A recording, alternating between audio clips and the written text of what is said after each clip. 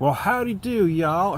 Here's a video from the Redundancy Department of Redundancy. I've got a mule team once again. Why do it again? Well, why the hell not, I say. Yeah, well, the reason is they just came out with the 2015, as you can see on the can, 4th anniversary. This was canned on 3/9/15. Let me get where I hope you can see it, because I can't see in my screen there, so let's hope that's visible to you. Anyways, yeah, it is pretty fresh. They only put this can out once a year. I am the Beer Whisperer. I think I forgot to say that at the beginning, but I'm assuming you know who I am. Oh, wow. So I did a quick video with this at the brewery, but I was combining everything about the anniversary, not doing a specific video for this beer. And I've done several from last year's, which was the first year they did this beer. But I wanted to sit down with this one where I can relax. I just did a written review on it yesterday, which is posted to my website, tomthebeerwhisperer.com, and that's the shameless plug portion of our video. Oh wow, the aromas, this pours kind of a copper color, as you can see. It's very bright, it's very clear. The aromas are spectacular. It's extremely aromatic. I mean, there is a lot of malt in this beer, and I can feel it on the nose.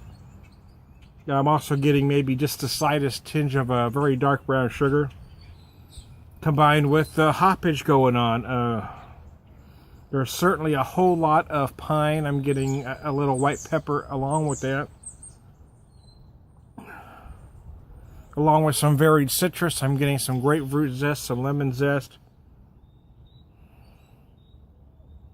Also getting like maybe just the slightest hint of a mango in there. Oh, yep. Oh, wow. I love this beer. I tell you what. I'm using my White River sampler, my little 5-ounce sampler, because I didn't want to sit and drink the whole beer here.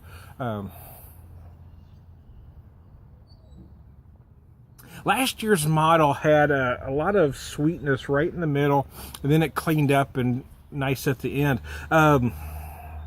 This one is... I didn't get a chance to talk to Brian directly, but one of the folks there said it was 10%.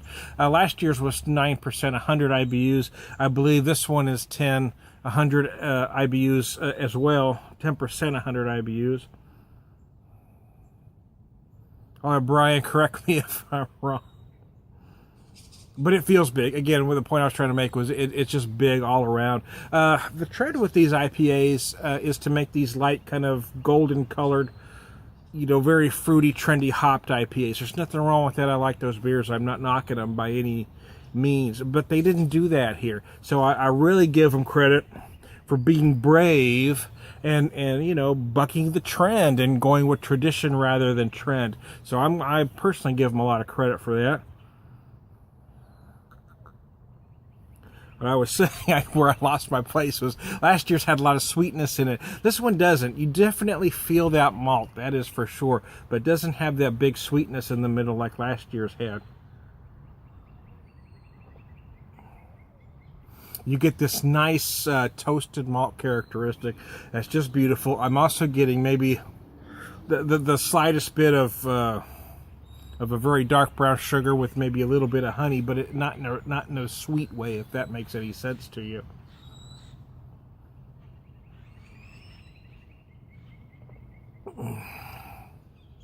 It does give way to a whole lot of hops going on here. Again, I get that big kind of juniper pine kind of thing going on. I get the usual citrus suspects. I certainly get some big grapefruit, I'm getting some tangerine in there now, as well as some lemon. I'm getting the slightest pucker of a mango right at the end. It dries up. It finishes extremely dry, cleans up beautifully. Yeah, I mean, I think it's a great IPA. It is one of my personal favorites because it is big all around. It's big from top to bottom. It's big on the malt end. It's big on the hop end. It's balanced well. It has everything that I want in a double IPA. It's not that trendy. Again, it's not that trendy, light-bodied, very effervescent, fruity IPA with all the trendy hops in it that everybody seems to like. This is, for me anyway, this is the real McGilla. It is that great big slap you in the face, you know, great big double IPA, and then it just dries up nice, stop on a dime, give you 9 cents change right at the end. It's one of my personal favorites, and it's not just the beer, it's the total experience out there.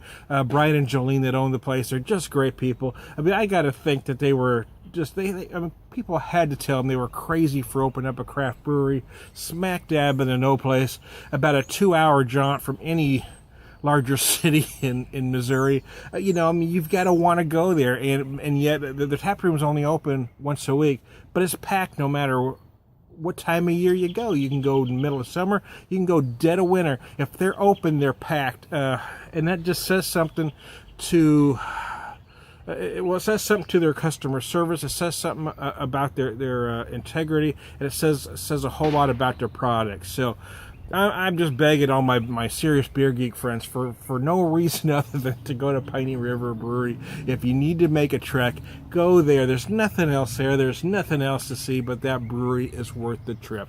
I'm Tom the Beer Whisperer, and I'll see you later. Oh, baby. That's a whole lot of yum. Boy, that just puckers you up right at the end. Oh, God almighty. Oh, wow. Okay. You talk too much, Tom. I'll see you all later.